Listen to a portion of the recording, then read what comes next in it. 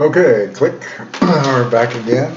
I jumped ahead quite a bit and started to put this in so that this video doesn't take forever.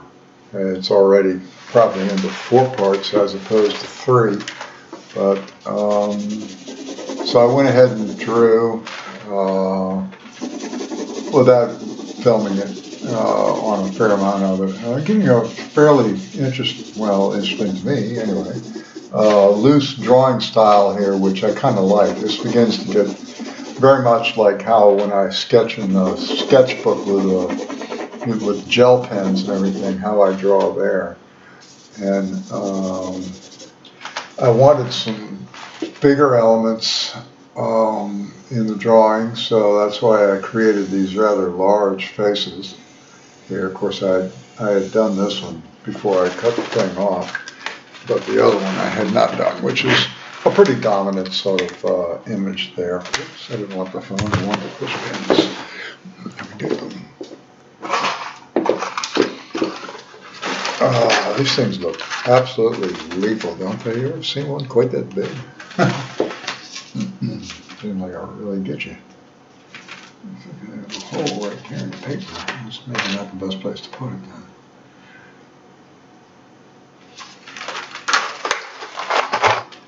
Put that right there. So this drawing is getting closer to being completed. All I do with it when I'm done is roll it up. Stack them in a tube, I guess. I should get some tubes to put them in.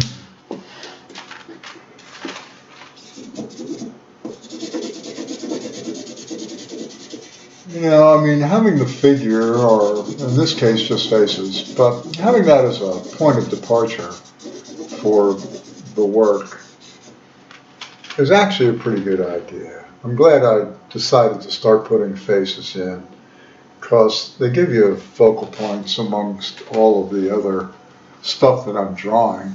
And I like doing them, even though I'm just making up these faces. They're not anybody in particular. They're just, but you know, I mean, like de Kooning, his Woman series was, you know, that was his motif, you know, when he would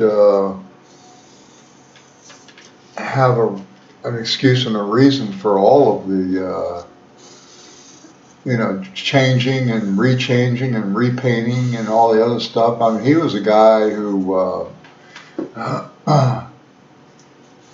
just overworked his paintings. Overworked's not the right word, but he just reworked his paintings incessantly.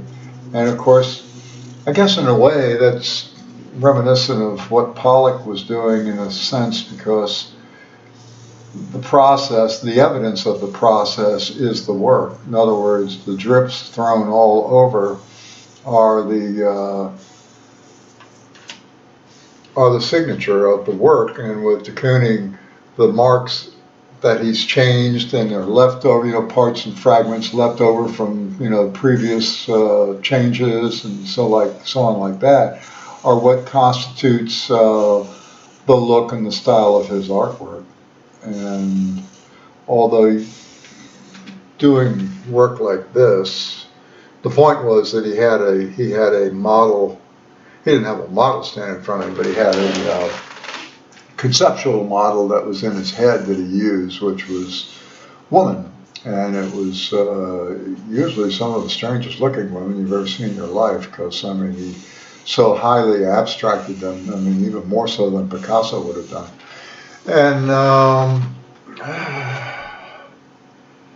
in working with something like a drawing like this, you really can't make changes. I mean, a little bit you can, because you can, I mean, if you want, you could just black out an area with a lot of heavy ink, you know, which would obscure it. But you can only do a limited amount of that before you just got big blotchy messes throughout the whole drawing. Of course, some people might think this is one big blotchy mess to begin with. But, so the concept of variety and having a central motif or the face or whatever in here amongst all the other stuff is it just gives you a reason, I guess, to continue on with the drawing.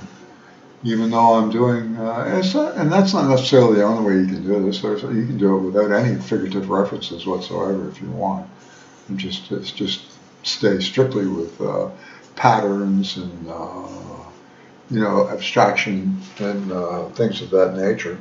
All of that works out quite well. I think what you find nowadays in a lot of contemporary art is, and you used to find it a lot in older art, but art that I grew up with at college age and stuff like that was, well, not all of it, but I mean, let's just say, I hate to always harp on the abstract expressionists, but they were the biggest thing that ever happened to American art.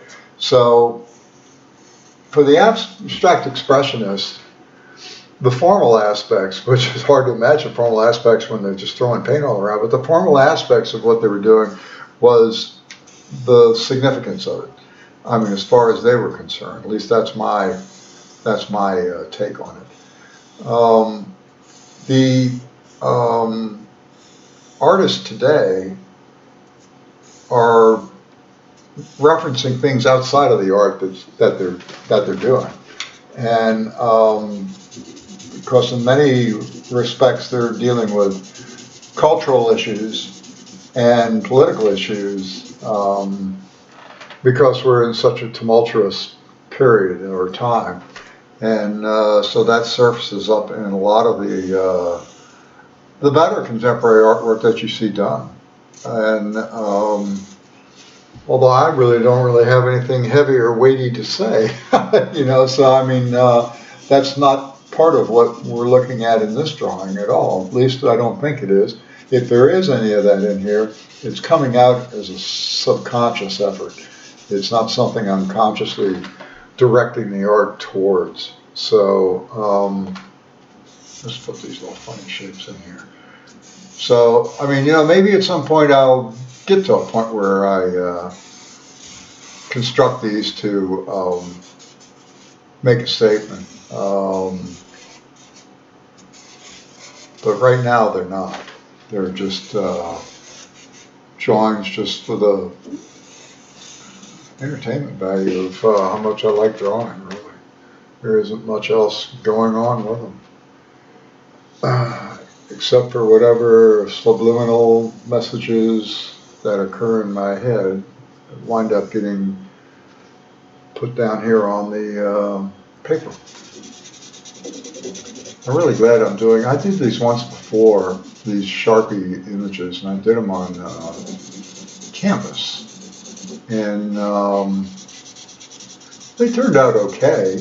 They weren't bad, but the paper is a much better surface for the Sharpie pen than canvas, because canvas has such a texture to it. Even though I would prime the canvas with gesso before I did the Sharpie pen on top of it, the line work kind of suffered. I'll show you in just a second. I'll go get one. I got a couple of them hanging up on the wall behind me, and you can see what they look like. I was more into fantasy type of art at that point. I go get one of them right now. Put the pen down and go get it, because it's hanging right here. Uh-oh. I gotta get on a stool to pull that down. Shit. Oh, Christ. Get my big mouth. Alright, I got another one back here.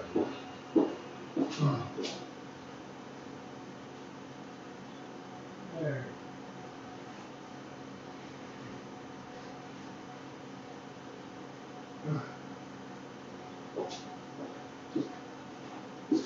I had little remnants left over of canvas. I was like, well, what do I do with that little strip of canvas? I'll set it aside to save them, and rather than throw them away, I might as well throw them away. But, so what I did is I primed it, and then put like a fantasy battle scene on it. It's all done with Sharpie pen, you know, and the they came out pretty well, but I just think that it's still better to work on paper than it is to work on canvas doing these things. Just more guys being brutally slaughtered. I don't do well, I do some of this still. I like medieval stories and the like, you know, it's kind of the intriguing period in the life of Western culture. So I will do that from time to time. I'm also fixing dinner while I talk to you. That's why you see me get up, because I got to go turn the burner down a little bit as I fix dinner. It's getting about that time to eat dinner. So, you know, I guess any surface that you want. Sharpie's pretty universal. It sticks pretty well to a variety of different surfaces, which is kind of cool. You know, like the old infamous Sharpie Lamborghini, which was on the, I guess you still find that on the internet. Was a good example. Although I really don't know what they did. You know, it'd be interesting to see that thing up close, to see how, I mean, when you see the old customized cars of, you know, a long time ago when they would do elaborate pinstriping on them, some of those pinstriping jobs were just fantastic. And I'd be curious to see what that Lamborghini looks like up close, you know, because when you look at the pinstriping done on the old customized cars, it's usually extremely refined. It's really good. You know, not loose like what you're seeing me do here. Actually, I'm having a very difficult time getting at an angle that's comfortable for me to do the hatching so I can fill this in. It's kind of hard to do right here. I hope I'm not sticking my head over top of the artwork. It doesn't look like it. So,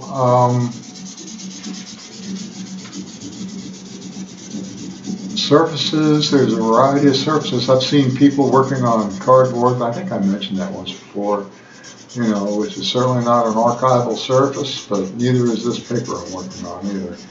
And that strip of canvas probably lasts longer since it was primed, or since I primed it, you know. I did quite a few of those drawings. I got some of them back. I got one that didn't, I used a smaller gel pen, and actually it doesn't look too great because a lot of the ink has kind of fallen off the thing. Whereas the one with the Sharpie, it's still like how it was when I did it, which was several years ago. I do like working with pen. I like the idea of hatching to build tone,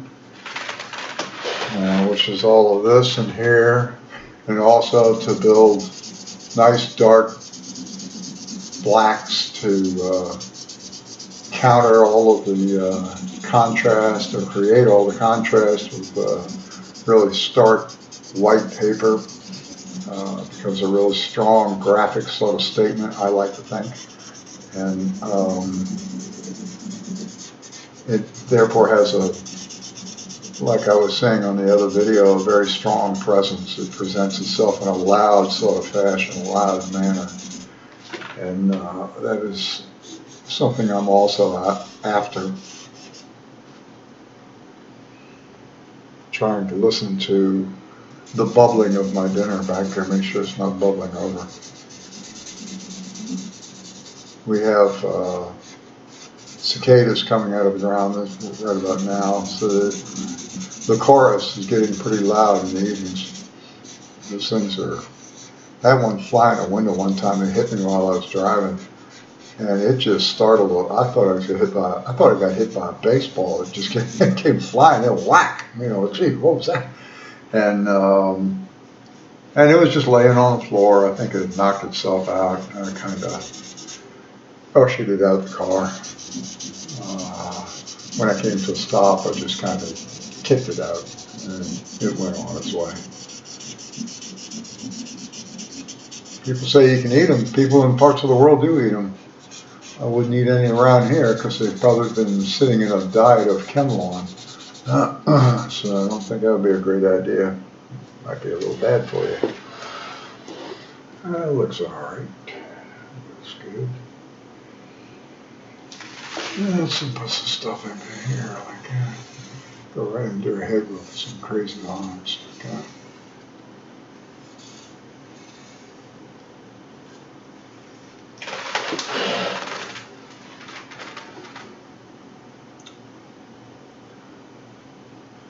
Self-taught artist. In many respects, I consider myself that way because I never did any of this when I was in school. But some of the better artists are self-taught. You know, one of them being DeCooning. He didn't go to an academy and everything. He couldn't afford it, and he didn't want to. He just didn't want to fool it. He had a great drawing ability. His capabilities in drawing were very strong. I hear some sort of noise, but it's not my oven. It's not my stove, right?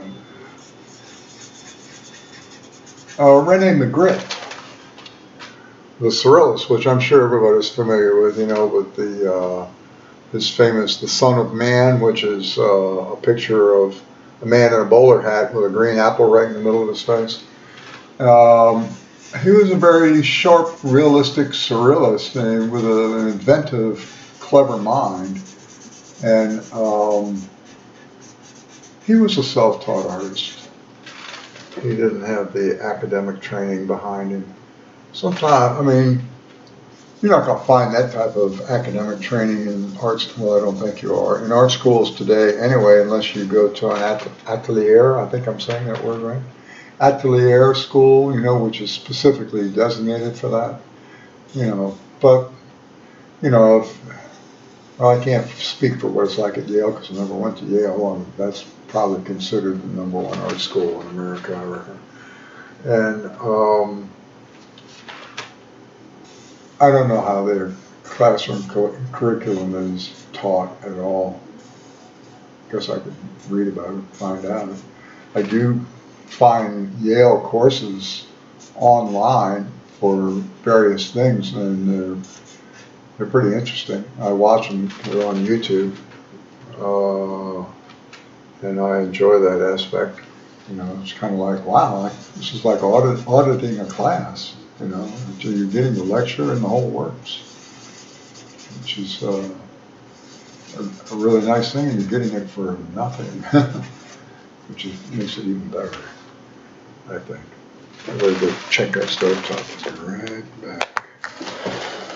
Yeah, we're getting near the end there. She's got like a caved-in side of that face, but I don't mind the distortion. Distortion can be dramatic.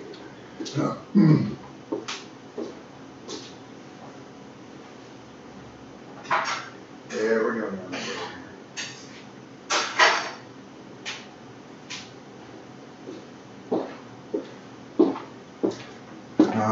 Okay, the other side of her face, which would be, as I look at it, on her left, which is, as you look at it, would be on her right, needs a lot of work. There's nothing over there.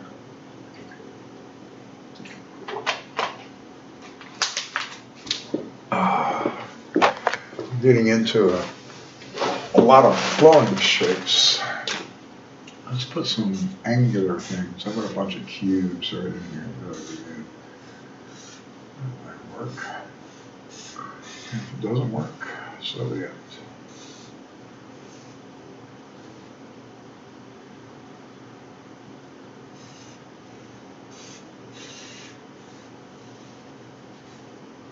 There's another artist.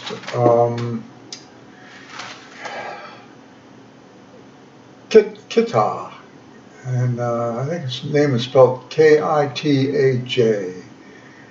and he's no longer living, but he was an American artist, but I believe he moved to England and did most of his artwork in England. There's a big art scene in England, as I can tell. It's, you know,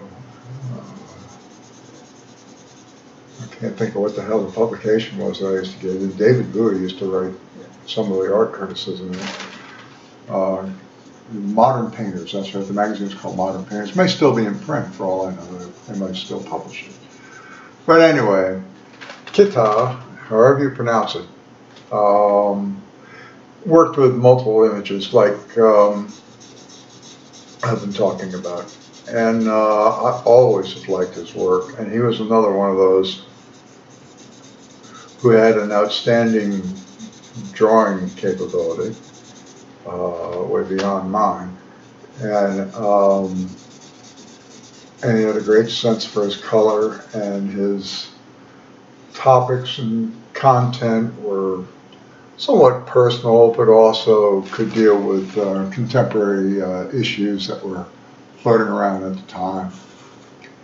And I'm going to have to do a video that just, I don't have to do anything. But I mean, I would like to do a video that just shows various artists. It would be a great way of doing, you know, I mean, if you just kind of just talk about them, let people see them. I mean, I'm not an art historian at all. And most of what you hear me say is coming off the top of my head. And, but I've done a lot of looking, and that's left an impression on my mind on what it is these people are doing with their art, and which ones I happen to like, and which ones probably don't strike me so great, or just I'm not that interested in.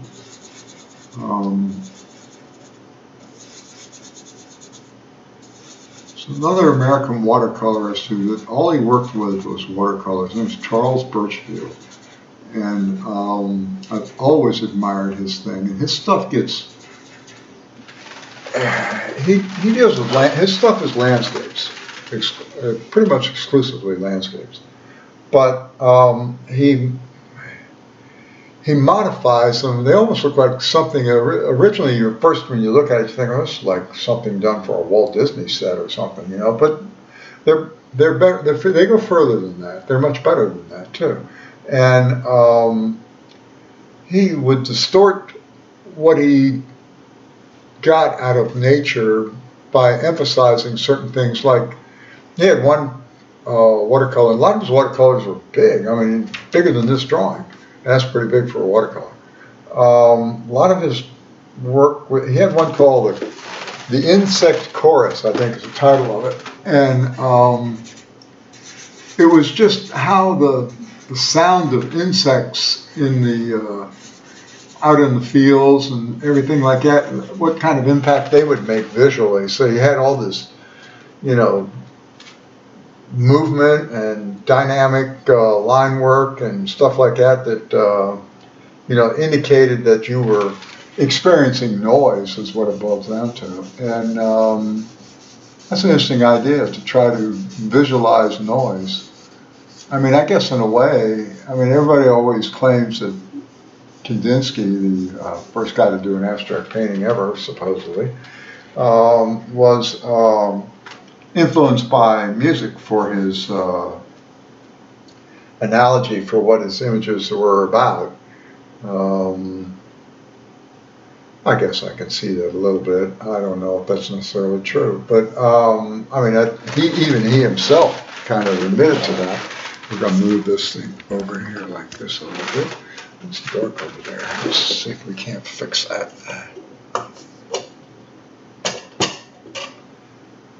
Well, that's maybe move this over here. That might help. Yeah, it brightens it up a little bit. Got a crooked head there, man. But you know, that was that's a guy who tried to indicate another sensory aspect, just strictly through visual means. And you know, much like the futurists were painters who were very interested in motion and would, am I in the way? Yeah, I'm a little bit. I'll tell you what, let's do this. And I like futurist art. It got a little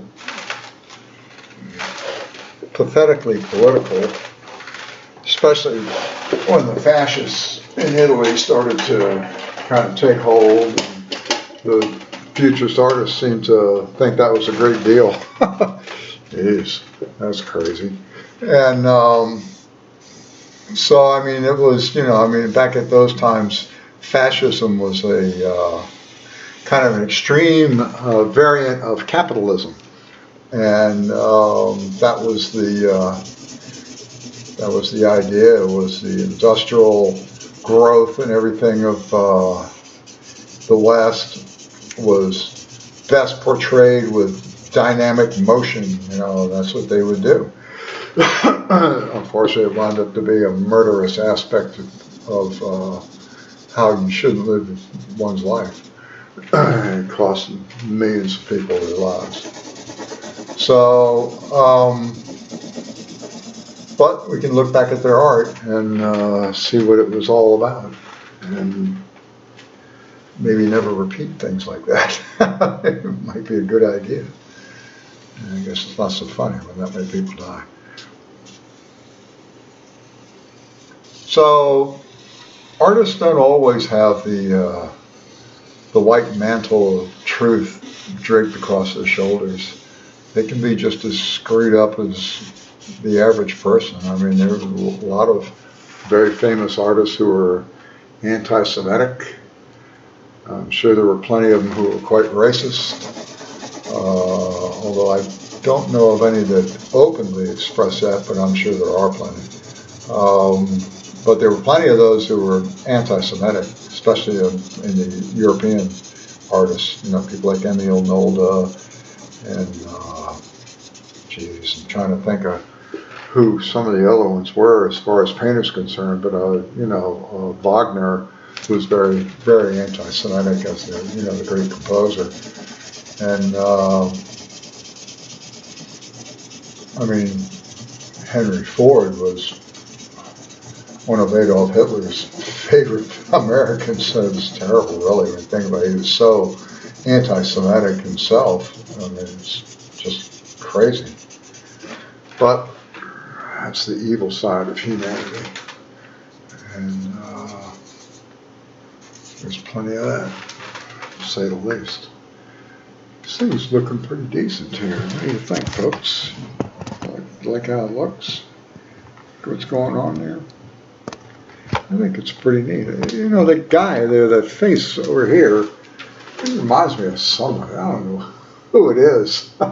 When I was talking about how when I make up faces, it always looks like somebody that I was thinking about either that day or the day before, but I think he looks a little bit like Clement Greenberg. Not that I ever knew Clement Greenberg, but you can certainly go get pictures of him. I should go look him up and see if that's who it is, because I quoted him in yesterday's video, or I don't know if that's part of this drawing or if it's part of the first drawing I did. I forget right at the moment.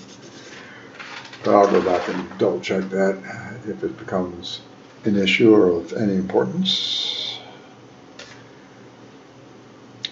Yeah, it's looking pretty decent, I think, I'm right pleased with it. I like how the as you start to run out of juice, you get a nice soft line that's kind of like, if you were shading with a pencil and you're just using a lighter touch as you apply the graphite. So I like how it does that. It's kind of nice, really. So I'll have to save all my half-empty Sharpies so I can continue to use them until they just completely belly up, which they will eventually do. Am I in the way? I sure am. What if I was to move me over there and move the camera over here? That might work. That's a lot of fidgeting around though. You can still see what's going on pretty well.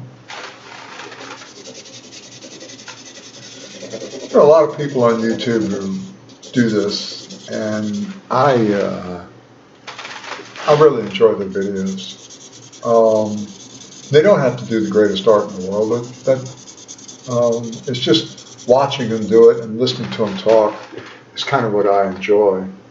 It's primarily the reason I'm doing this right now, is because it gives me an opportunity to do essentially the same thing. I am going to switch everything around.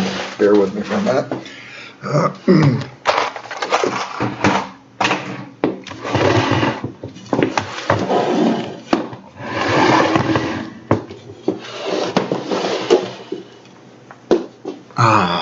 Better, much better, mucho mejor.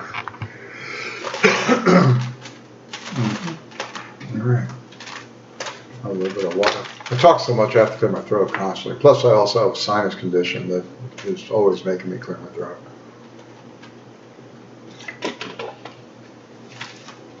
And it seems to be more prevalent about this time of year too. Kind of strange, but just how it is. Does this one need to go back? Ooh, I thought it was going to fall over. Okay. Yeah, how about that? Now you can watch. So, I don't know who I was talking about before I made that change there. I was talking about in general just about people on YouTube who make videos and just talk while they do it. You know, I mean, and there's so much of it, and I don't have any problem with that. The more the merrier, as far as I'm concerned.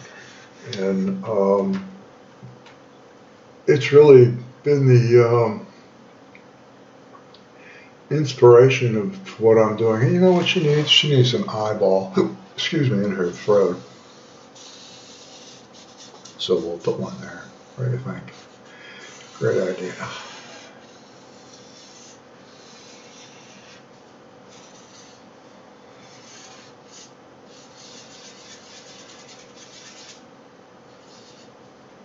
Still trying to think of that movie I was trying to think of yesterday. I didn't bother to look it up because I forgot all about it later on. But the main protagonist in the movie was Alec Guinness, and he played an artist, and he was doing this huge mural on the side of a building. Actually, I could Google it, but I'm not going to do it right this minute. I remember seeing it. I was a kid, and one of the things he was very Picasso-esque for the mere fact that he had some figure and he had the head upside down. Maybe it was a horse or something like that. And, you know, I mean, it was like, and as a kid, that just bugged the hell out of me. You know, now I can see it. You know, now it makes sense to do something like that. But at the time, as a child, it just bothered the hell out of me that he drew that thing upside down. And it was part of his, you know, poetic license to do it that way. And that was part of what the movie was about, although it was a satire movie. And I've forgotten the storyline now because it's been, you know, I probably saw this thing in 1956 or something like that. That was a long time ago. I will make a point to look that up. I'll be able to find it rather quickly. And then, now she's got an eye right in her throat. That's good. Okay. Maybe she needs like a little something right here. Like this is a dress here or something. Give her. Well, let's don't give her anything sensible. Let's just do weird stuff.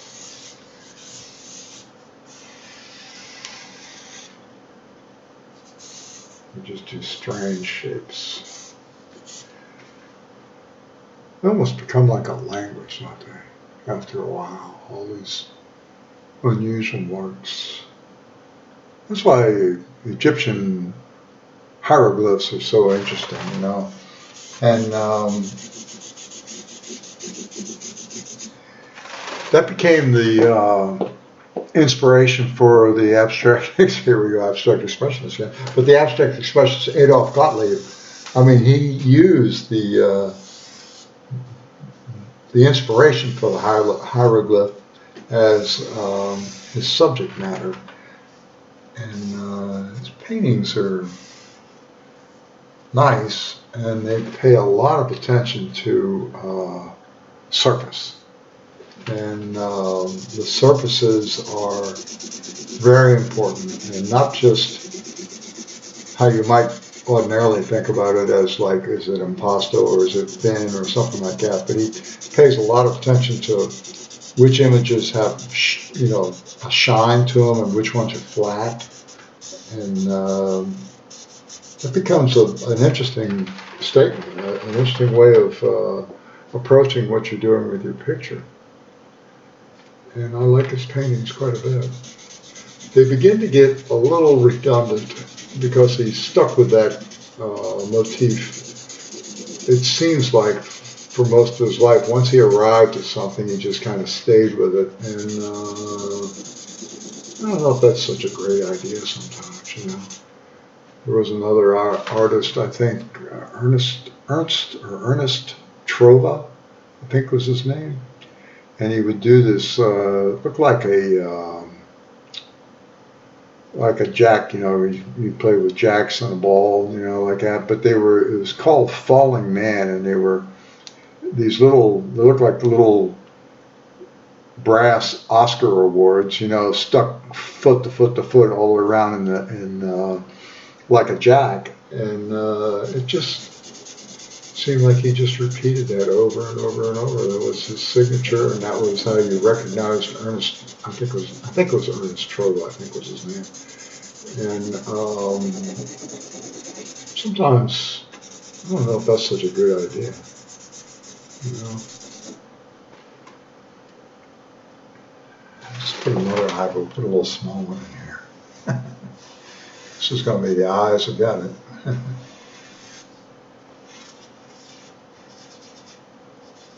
But he was the Trova. I'm pretty sure I'm saying his name correctly. I'm not 100% sure though. It was loosely associated with pop art, and like I heard a lot of good pop artists, but Larry Rivers is loosely associated with pop art. Of course, Andy Warhol's associated with it. James Rosenquist most clearly is associated with it. You know, I mean, actually, Rosenquist was, I believe he was also a billboard sign painter. So, I mean, he used that type of language in order to create a lot of his paintings, which were really spectacular. I really like him as an artist. I think he's really good. Klaus Oldenburg was a pop artist. He did the soft sculptures where everything is lost its structural integrity and just flops around. He do, you know, like typewriters and hamburgers and things that are part of the, you know, the material world as far as, you know, what consumerism is concerned with. Man, he would strip them of their significance. Which I thought was an interesting attitude towards so much consumption and consumerism, which is a hallmark of the United States, a hallmark of America in any case. And I like Oldenburg's things to a degree. Sometimes they've got one in the National Gallery, which is like a 7-Up bottle or something. And I don't know, I never liked the piece, quite frankly. I thought it was kind of shitty looking. But, you know, Roy Lichtenstein is probably the most prominent of the pop artists with his comic book style. I mean, that's, of any of the pop artists who are duplicated or replicated by other artists, I think Roy Lichtenstein wins that award because more people do, you know, big blown up magnifications of comic books than almost any other motif from the pop art era. and that was the sole province of Roy Lichtenstein, who was a good artist too. I liked his work. You know, he would parody pop art means popular. He would parody popular culture, and he has a very unusual sculpture in the National Gallery's sculpture garden outside. And I don't know how my food's doing over there. Seems to be doing all right. And it's just a house, but the house is drawn like you're looking at the convex corner of a house, but yet the flat structure of the thing is built the opposite way around. It's concave. So what happens is just like any of those things that you see. You can see plenty of examples on YouTube where you know, they make a letter pop off, or they have a hole in the paper and it really looks like there's one, but it's just because of the angle you're looking at it. And they draw from that angle, and as you move around, it changes. Well, this big sculpture, as you walk by it, almost looks like the house is following you. It's the strangest thing. It just moves, you know, and it's all, you know, an optical trick, and it's a pretty fascinating thing to look at. I don't know what the title of it is, but I would, if you ever get a chance to see it, it'll be another one of those things. When I get to just sharing art in itself, I will highlight an example of that. I'll photograph that thing so that people can see it. And I think it'd be pretty interesting. For all I know, maybe everybody's seen it. But I suspect that's not true. I suspect there's plenty of people who are not familiar with it at all. Let's do some screwy stuff. There, I'll give you some reason to kind of work with that and finish it up. Okay, what time we got here? 3:45. Not bad. Pretty good. How long is this one? 40 minutes. Why? They get long, don't they? There's got to be a way I can knit them together without having to do part 1, part 2, part 3, part 4, because people are going to get bored. I know they are. They're going to say, oh, come on, I've seen enough of you.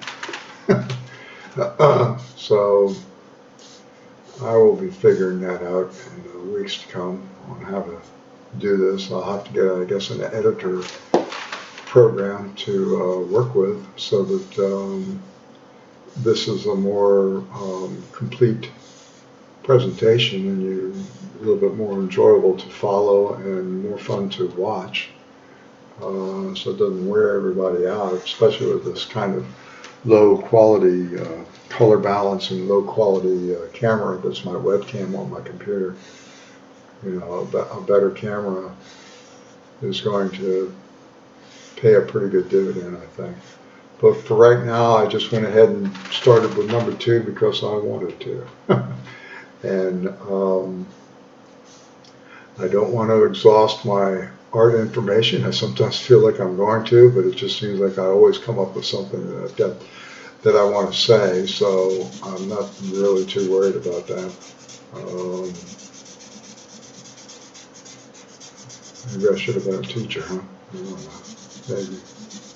Guess. Hard to say. Probably the best course I ever took in art school was Seminar in Contemporary Painting, and the teacher was just, I mean, he didn't need any prepared notes or anything like that. He just did it all off the top of his head, and it was fantastic. And it was accompanied with a slide presentation, you know, which is just great because you're getting exposed to so much stuff, and it was really good. And one of the other professors I had was a student of Hans Hofmann, and he taught what was in my freshman year, Introduction to Art, Modern Art, I think it was. And it was the same sort of thing. It was a slideshow. It was in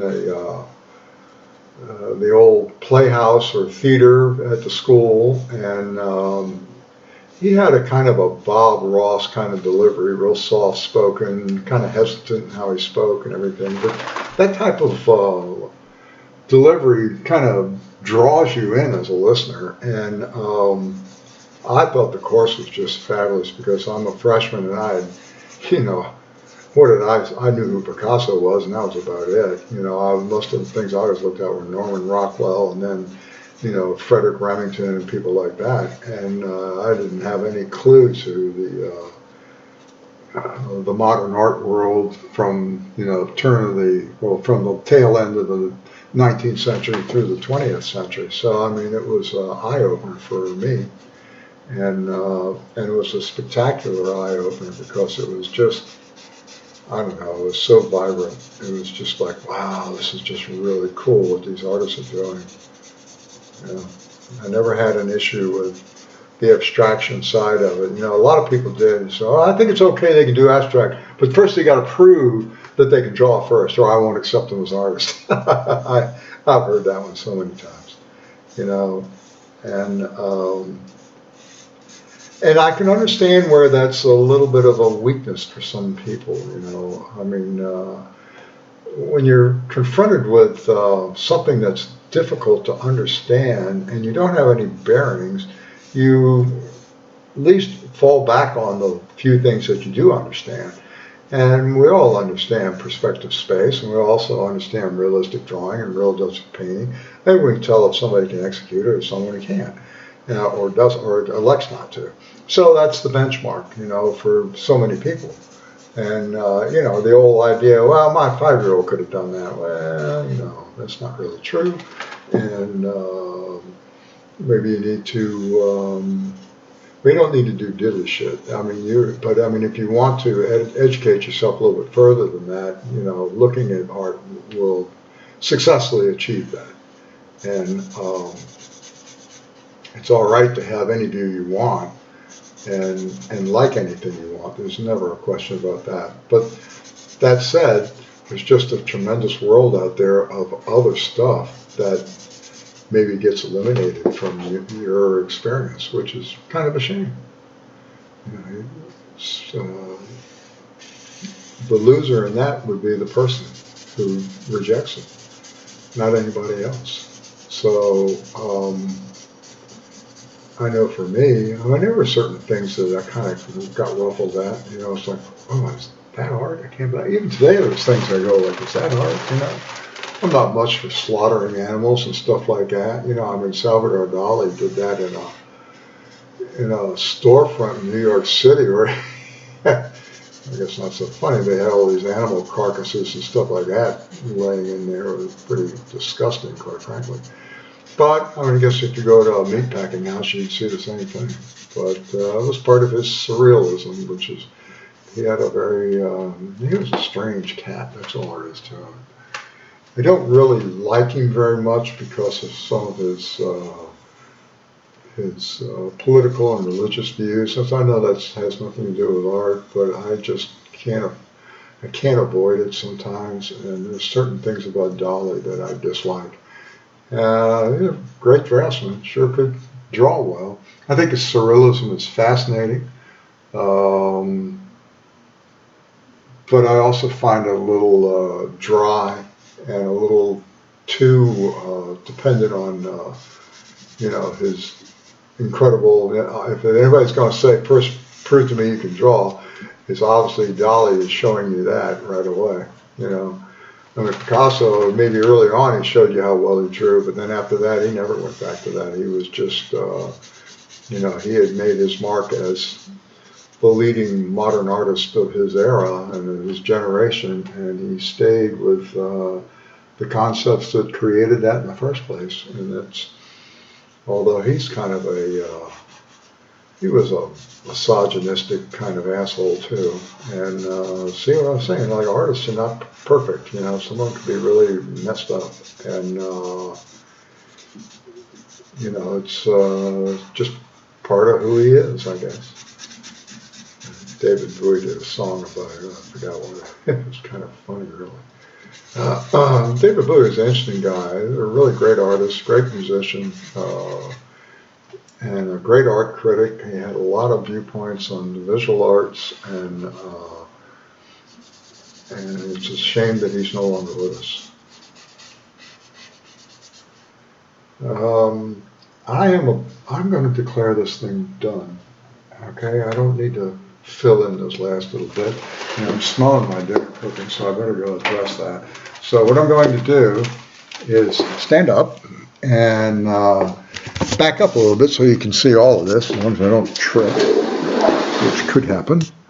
Okay, so let me get, hold on for a minute. Let me get the lights more on the middle of the picture so you can see it. And I'll turn this one up a little bit. There we go. And we'll back up. And voila, 4 feet by, let me get stabilized. Okay, so you can see it. All right, 4 feet by 5 feet, I think is the size on this. It's not quite 5 feet, but there it is. It's all done. I hope you enjoyed watching it, and I hope you enjoyed listening to my ramblings. You know, I certainly enjoyed doing it. So have a good evening, and I will see you next time. So bye.